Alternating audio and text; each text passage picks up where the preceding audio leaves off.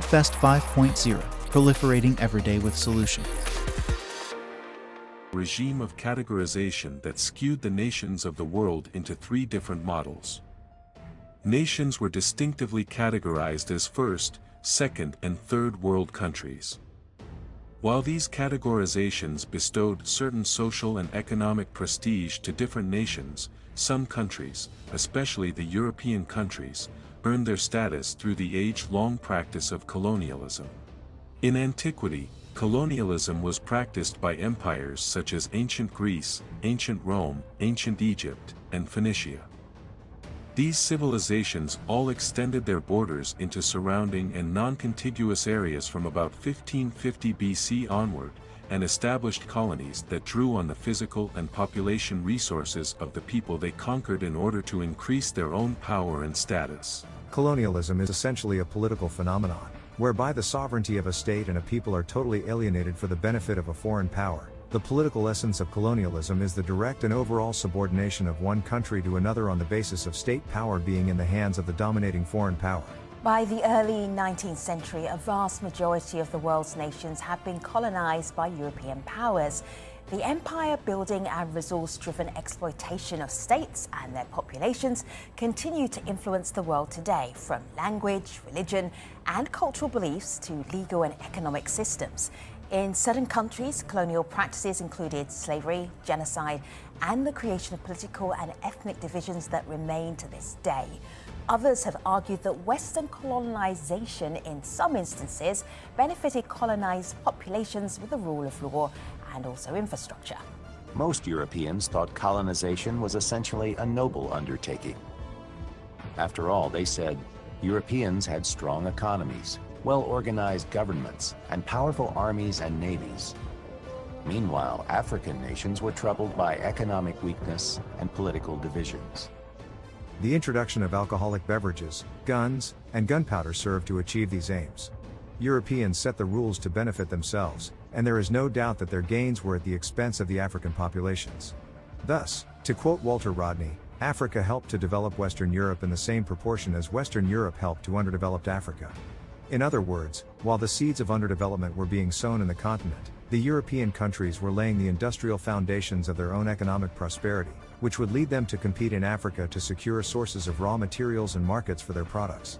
For the Europeans, colonialism was a getaway from their deficiency of natural resources, as they exploited their newfound colonies in the coastal regions of Africa. A region blessed with a vast array of natural resources but with limited educational and technological wherewithal to harness them for wealth creation.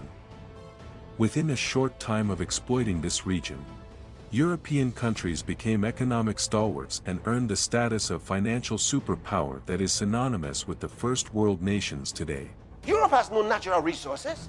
Where do they get the money from, which they are loaning to everybody? From Africa, through colonizations. It is understood that in the 19th century the entire pan-European agenda, which was known as Eurafrica, was a strategic plan centered on carving up Africa and dominating its populations to feed Europe. The pan-European strategy designated Africa as Europe's plantation, a reservoir of agricultural produce, subsoil mineral resources and hydroelectric power. Therefore, it is especially important to keep black people as the permanent underclass and to keep the natural resources of the continent of Africa always available to Europe's disposal. As the leader of the pan-European movement, Richard Coudenhove-Kalergi argued in 1929, Africa could provide Europe with raw materials for its industry, nutrition for its population, land for its overpopulation, labor for its unemployed, and markets for its products. Advocates of the Eurafrican idea based their model on a geopolitical calculation that appeared to generate two symbiotic benefits. The new geopolitical sphere that would comprise a united Europe would be sustainable and prosperous thanks to its incorporation of Africa, and correspondingly, the bonds between once antagonistic European states would be strengthened by the shared goal of African development. The unification of Europe and a unified European effort in Africa were processes that mutually presupposed one another. In short, Europe's unification would start in Africa. It should be noted that this trade was, from the beginning, highly unequal and imposed on a subordinate people. While Africa became progressively, over a period of 4 centuries, deprived of its most precious economic resource, human capital, it received in exchange some insignificant hardware, and the means for its cultural, social, and moral destruction. The truth is, it's a million miles from the reality of EU-Africa trade policy as it exists now, because our economic relations with Africa are simply a continuation of European colonialism, perpetuating exploitation by other means. Africa trades more with Europe than it does with itself. It's portrayed as a poor continent, but actually it's the richest. So, for many years, Europe lived off the largesse garnered from the exploration of natural resources in their many colonies, even after many decades of granting the colonies independence. Their financial strength has, however, waned in recent years, prompting their leaders to craft a clandestine strategy to recolonize the whole world, albeit through other countries and organizations that work for their interest. Now, because they are broke, they are panicking and trying to recolonize the world in several different ways. And that's why they're desperate. They're so desperate. They're desperate, and they're fighting from every angle. And they're calling on the children of Europe, not just, when I say the children of Europe, I'm dealing with nations now, okay? So I'm not talking about the kids. I'm talking about nations like Australia, Canada, the United States. These are children of Europe. So they're calling them to help. So they're speaking the same voice. Speaking the same voice. And the plan is, we've got to seize the world. One of the ways to explain this is that, and this is what another investment banker, former investment banker, Leslie Manookian, she's from Idaho, what she explained to us. She explained to us that Europe is totally, completely flat broke. The other side has plundered the system for at least the last 30 years or so, maybe longer. But Europe is really broke. The pension funds are empty. So they have to do something so that we will not catch on to them. In the past 20 years, something has happened to Europe, and it's not pretty. In the year 2000, 41 out of the 100 biggest global companies were European. Today, only 15 out of 100 are from Europe, and every year, few more disappear from the list. And those few companies that remain on the list are either in dying sectors like oil and gas, or in sectors with growing global competition, like car manufacturing. Instead of Nokia phones made in Finland, Europeans now use Huawei, made in China. There is not a single European big tech company that could be even compared to giants like Amazon, Apple, or Meta. And it's becoming increasingly clear that Europe is slowly but steadily turning from an economic powerhouse to an archaic and obsolete continent. One that lives off of its former achievements but fails to succeed and adapt in the changing world. Since the world evolved through the demonopolization of education, colonization became a term associated with coercive subjugation and slavery. The masterminds therefore instituted a novel nomenclature that ultimately concealed the idea. They called it globalization. Globalization, for the globalists of the world, is a euphemism for colonization. You better understand it. You see, colonization became a bad name. Okay? Became a bad name. All the colonies wanted to be free. And they connected colonization with slavery. It had a dark past. Nobody likes it. But the same groups that were responsible for forever colonization came up with a new name. It's called globalization. Globalization is the outcome of the Western world to facilitate global trade, to basically make it easier for the leading powers to access resources and access markets around the world. And this is achieved by forcing governments in other countries to adopt to free market economics. And this is basically colonialism with a bit of PR. When we talk about globalization, you talk about globalization as if it were a new word. It is not. Africans were once globalized as a commodity in the slave market. We were sold everywhere in the world. That was globalization. Then we were globalized again through colonization. Then we were globalized again through neo-colonization.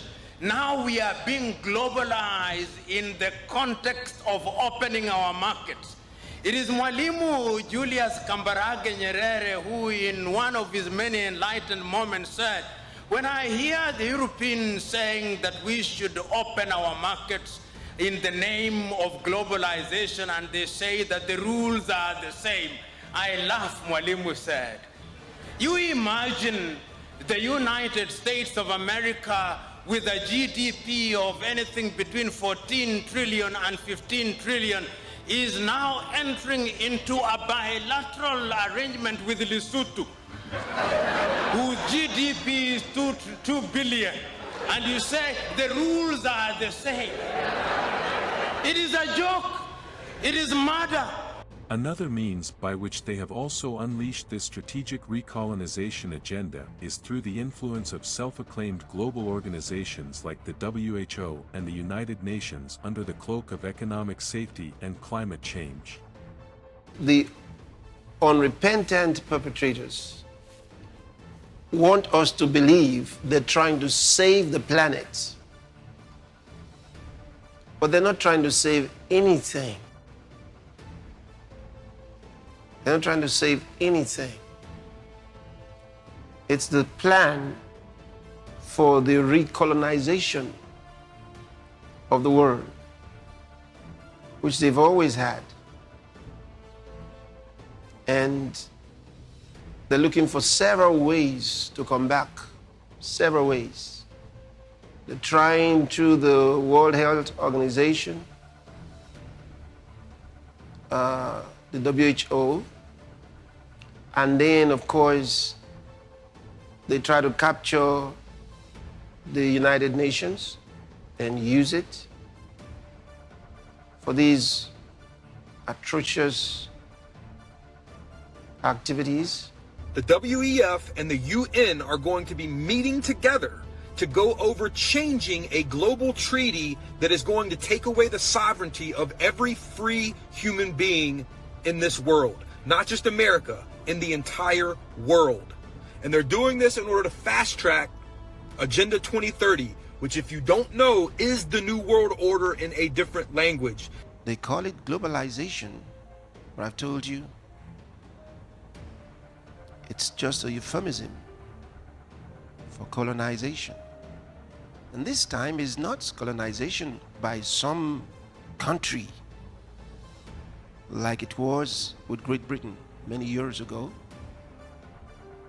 It is a different kind of colonization.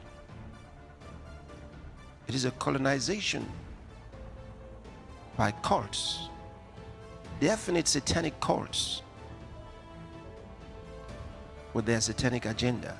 This Illuminati then is the group of men who control not only all the money on the planet through all the world banks and the Federal Reserve and so on, but they control essentially all the governments. And so these men are planning to bring about a global form of government that's unique in all history.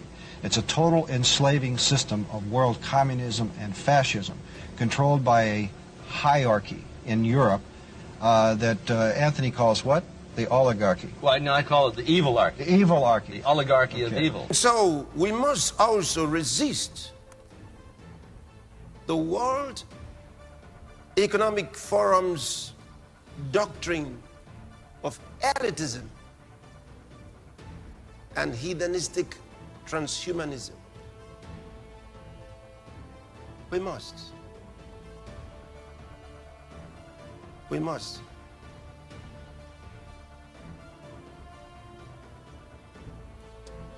Because the idea that the world should be governed by technocrats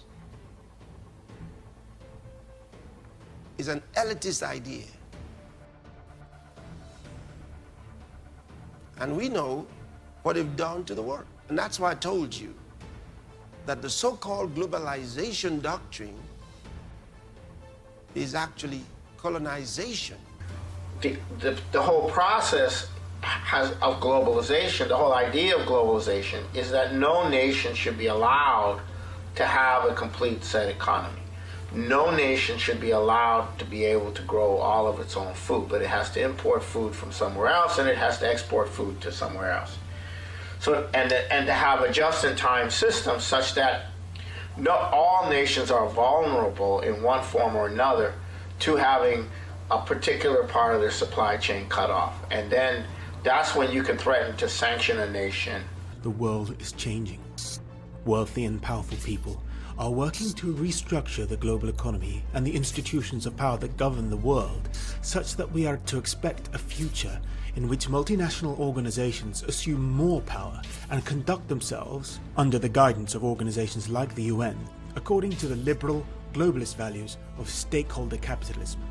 An ideological driving force within this emerging power structure is the philosophy of transhumanism, espoused by many wealthy elites as well as by the World Economic Forum. Forum founder and chairman Klaus Schwab has said that the integration of technology into our lives in the form of smart cities and nanotechnology, as well as recent advances in genetic modification, will ultimately result in a blurring of the distinction between digital and biological identities.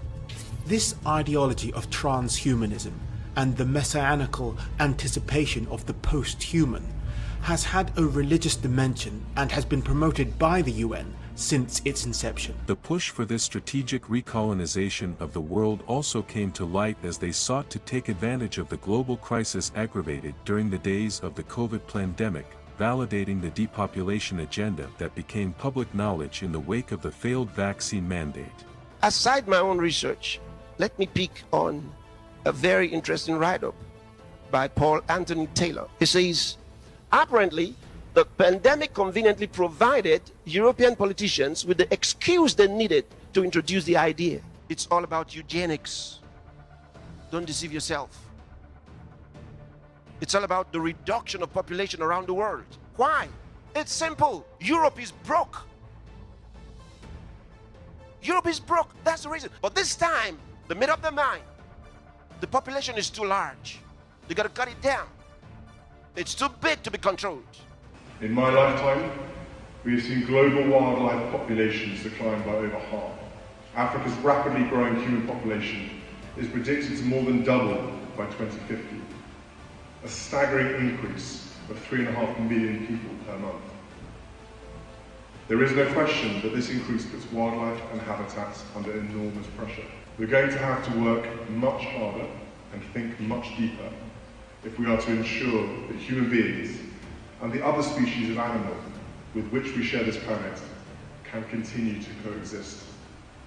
The Western world is now implementing eugenics pre-crime policies.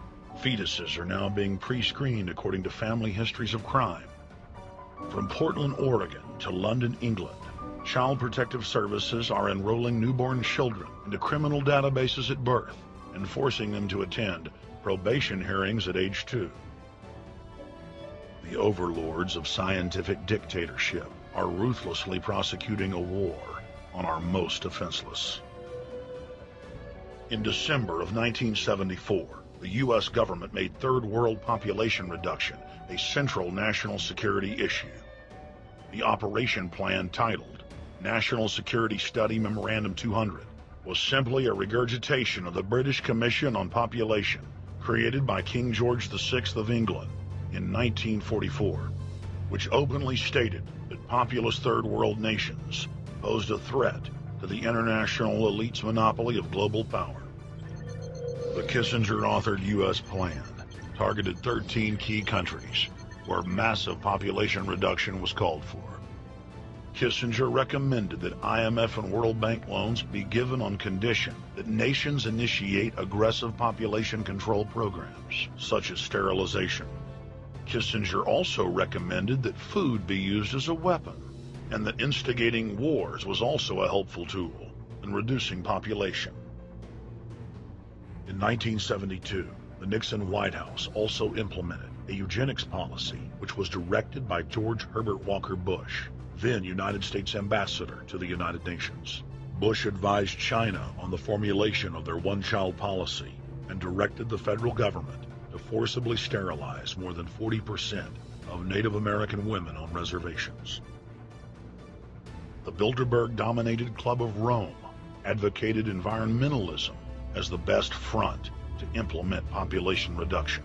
In the draft copy of the United Nations Global Biodiversity Assessment, it states very clearly that we must reduce the human population from its current level of about 6 billion people down to about 1 billion people.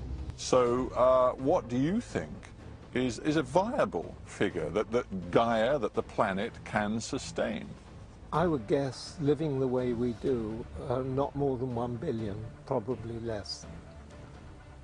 It's largely a matter of You how say that you with live. equanimity, but that's postulating the most dramatic and terrible and unimaginable sort of cull of the human species. Well, I'm stick by it. I think it will happen. I think it's very probable. What time frame? It'll take almost a miracle to stop it happening this century. And somebody mentioned, well, why would they want to reduce the human population when that means less money for them? Most people have no idea. They're not after money. They have all the money they need. They're after power. That's their aphrodisiac.